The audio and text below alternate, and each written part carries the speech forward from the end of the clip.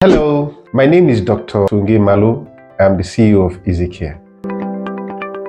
EzzyCare is an app that connects care seekers to the nearest doctors, even though all the people on EzzyCare can actually see doctors, but it begins with the nearest doctor. So EzzyCare is actually like having your own hospital without having a physical hospital. Patients can book you for urgent and non-urgent appointments. They can also book you for video appointments, home appointments, and clinics appointments. So essentially, it's like doing what you are already doing, but in a very organized way. That is how EzzyCare works. Any patient can book you and for any of these services that they want. First, the patient needs to download the app from Play Store or App Store. Register on the app. It's very easy to register on the app. Then they click on healthcare provider. After clicking on healthcare provider, they can see the doctor and they click on doctor. Then they can choose the specialty. If they want to see any doctor, they click on any doctor. Or if they want a particular specialty, they just scroll down and choose the specialty. After that, they are prompted to pick whether it is urgent or non-urgent appointment. After that, they pick whether it is a clinic appointment, a video appointment, or a home appointment. Whatever they choose, they can now see the various doctors in that specialty, beginning from the ones closest to them and also beginning from the ones that are most highly rated. After that, they click on that and they can see the charges of the doctor and choose the one that fits their budget, or the one that they like their face, or the one that they like their years of experience. They can see your rating, they can see your years of experience, they can see reviews, other people's review about you. Patients can see all that. After that, they proceed to book an appointment. And then they click on the time that you have already selected. So it's only your available time that the patient will see. If you are offline or if you are not available on those days or during those times, the patients will not see it. Once they pick on the time, they are prompted to pay on top of the wallet based on the charges that you've already put. Once they do that, then a request is sent to you. And on the patient's dashboard, it shows pending. Until you accept that appointment, it will be pending.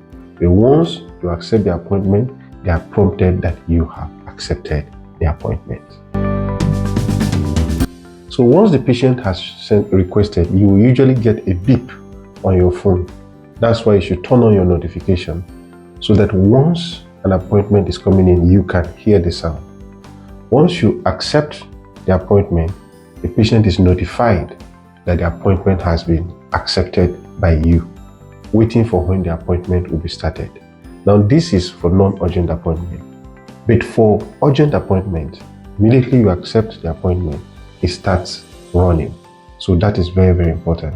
If you don't want to start an urgent appointment, then you shouldn't accept it, because once you accept it, it starts running.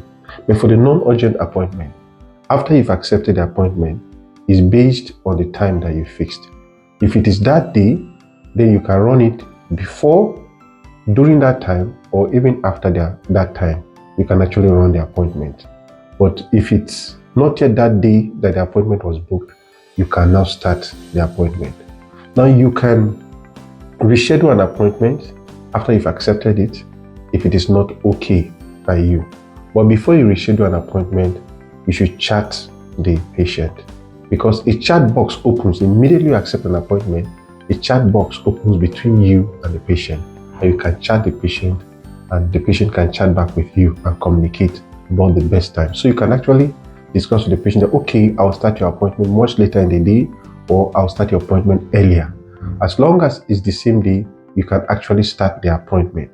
Or if you want to reschedule to another time or another day, then you actually communicate with the patient. But communication between you and the patient is very, very important. Now, if you don't want to do any of this, you can always decline an appointment. If you decline an appointment, there's no charge for the patient at all. The patient will just book somebody else for the appointment. But when you leave an appointment unattended to, it means that the patient doesn't know what to do, even though the patient can cancel. But it's always better for you, for your ratings, to accept an appointment And if you are not comfortable with the time, chat to the patient and reschedule it. Or if you are not ready to do the appointment, right away then from the beginning, decline the appointment. That is how to decline, to accept, or to reschedule an appointment. Always remember to communicate with the patient. Communication with the patient is very, very important. After you've accepted the appointment, it doesn't start immediately except for urgent appointments. If it's urgent appointment, once you accept it, it means that it has started and you can go ahead to do the video consultation or the clinic consultation or the home consultation. Now, starting a clinic, usually you will see a button that shows start appointment. You have to click on that button for the appointment to start. Now, if it's a video appointment, which is the commonest appointment that is held on the platform, then after you've clicked start appointment, you also need to click on the video call. The good thing is that before you start all this, you must always communicate with the patient, because you will get that prompt. Have you informed the patient? Please follow that prompt. Inform a patient before you start an appointment. Chat with the patient that I'm about to start your appointment. Is it okay? Let the patient respond. If the patient responds, that's good. If the patient doesn't respond, then if you start the appointment, the patient may be away from the phone, especially for video appointments. The patient may be away from the phone and they will not be able to respond to you appropriately. And then you just run the appointment and their money goes and they'll be very unhappy. And of course, that results in poor ratings. But make sure that you chat with the patient before you start an appointment. Once you finish the chat, then you start. So if you chat to the patient, if it's a video appointment, either you or the patient can call. Because immediately you start the appointment, you see the video button appears, both on your end and on the patient end. Note that this video button does not appear before you start the appointment. You will not see it active. It is only when you start the appointment that you see that the video button becomes active. Then you now start your video appointment. And most times you can be able to do the video consultation on the app. But in case the network gets bad, you can actually do it on an alternative platform. But try and ensure that your network is good so that you can have it on the EzzyCare platform. Now, for clinic consultations, it's easier. Once the patient walks into your clinic and you're about to start, you click on the button and the appointment starts. It's as straightforward as that. For the home consultation too, is always straightforward. Once you get to your home, or even before you get to your home, the patient can actually track your movement, just like they track any ride that is coming to them. They know how far you are away, they know how many minutes you're away, and once you reach your destination for the home appointment, you start your appointment. Always inform the patient before you start an appointment, whether video consultations, clinic consultations, or home consultations. Now, when you are through with the appointment, especially for video consultation, until you are through, don't click the end button. Let's say, for example, you're having an appointment and the network got bad. Don't end the appointment. You can still, if the video call went bad, you can always do another video call. But some people make a mistake to click on the end appointment. Once you do that, you can no more communicate with the patient. So, if the video gets bad, take a little break. You can always call back as long as it's within the period of time that the patient has booked. You don't need to click end appointment. Only end the appointment when you are sure that you are done with the appointment and you're done with all the necessary things that happen. For a video consultation, even if you finish the video consultation, you must not end it immediately. Go ahead and document your notes. When you are through with that, then you can end appointment. Because once you end, the patient is billed. That is very, very important. The same thing applies for clinic consultation. Once you end, you document your notes and the patient is billed. That is how the patient immediately gets their bill, that this is how long the appointment lasted and this is how much they are paid. The money is already saved in the patient's wallet, so it is immediately transferred into your own EzzyCare wallet. This is how to book, to start an appointment, whether a video appointment, a clinic appointment, or a home appointment. It's as easy as that.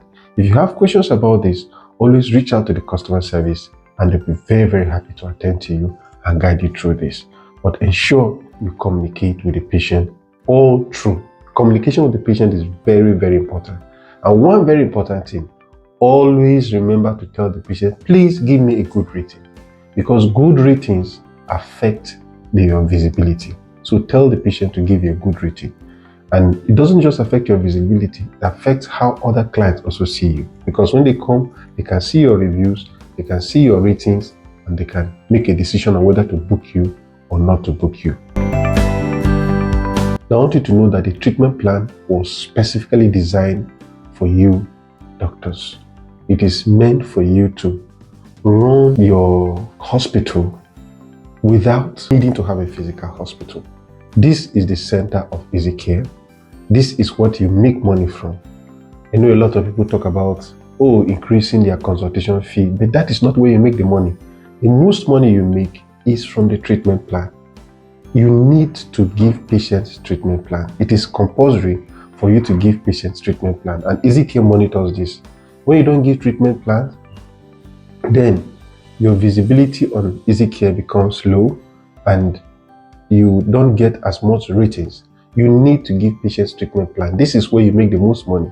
You can have a low consultation fee, but build out any charge you want to build in your treatment plan. So once you finish your consultation, the treatment plan pops up for you to send a treatment plan. And it's so easy. You can add any item you need to add to the treatment plan. You don't need to be detailed. You just need to write what you are doing. For example, if you are giving drugs, just write drugs, so amount of money. You are giving a lab test, so amount of money, service charge, or whatever you are doing for the patient. Put the amount of money. You don't need to be in the details. Don't go into writing the names of the drugs and all that. You don't need all that. The purpose of EzzyCare is for you to offer care to the patient easily. So it is your responsibility that after seeing a patient, you package the treatment of the patient and send it to the patient. Patients prefer that. That's the purpose of EzzyCare. Patients don't want to be saying, go and buy this drug or go and do this lab test. They want you to arrange all that. So if a patient needs drugs, you will arrange with the pharmacy or whoever you have and secure those drugs for the patient. If a patient needs any kind of care, you build it into your charges. That's why we say EzzyCare is having a hospital without having a physical hospital. So if you even need to treat this patient in a hospital, you charge the patient for all the treatment you need to give based on how much the hospital is going to charge you, because this is your patient. You are taking this patient to the hospital and then you pay the hospital for whatever services and the patient pays you. So the patient pays you and you pay the hospital. This is how to give EzzyCare to a patient and to also make money off EzzyCare. If you are not giving the treatment plan, then you are missing out. A lot of people give treatment plan. You can make so much money from your treatment plan because that is where the service is rendered. EzzyCare is not just about the consultation, it's about the consultation, but most importantly about the care that you give the patient after the consultation. Once you've entered a service, it is saved automatically in your system. So the next time you come, you don't need to put in the name of that item, you just populate it with the prices. This is how EzzyCare works. And once you've put in all that, you send a charge to the patient and it pops up on the patient's dashboard and the patient can see how much you are charging them. Once they make the payment, you can arrange for all the services for the patient. This is how hospitals work. That is how hospitals make money. Hospitals don't make money from consultation. They make money from the treatment that they offer the patient. And we are seeing that you have your own hospital on EzzyCare. So you decide on what to do with this patient, the care to give this patient, because the patients trust you.